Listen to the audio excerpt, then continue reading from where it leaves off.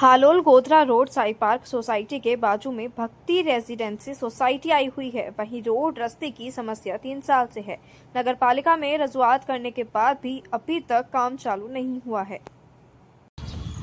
ગોધરા રોડની બાજુમાં Sai park society આવેલી છે। સાઈ પાર્ક સોસાયટીની બાજુમાં જ ભક્તિ રેસિડેન્સી સોસાયટી આવેલી છે। ત્યાંનો આ રસ્તો છે, તમે દેખાઈ રહ્યો છે ત્યાં હાલમાં।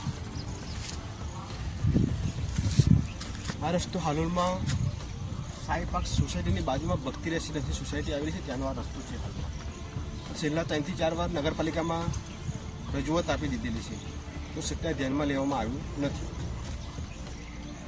મારે તંત્રનો એક અપીલ છે કે જ્યારે તમે ઇલેક્શન જ્યારે આવતું હોય છે ત્યારે તમે ઘરે ઘરે મત લેવા માટે આવતા હોય છે, જ્યારે આવી કન્ડિશન હોય છે સોસાયટીની અંદર ત્યારે તમે કોઈ દેખાતા નથી। અત્યારે હાલમાં તમારે પણ ખરેખર શરમજનક કહી શકાય, તમારે પણ આ ધ્યાનમાં લેવું જોઈએ। ખરેખર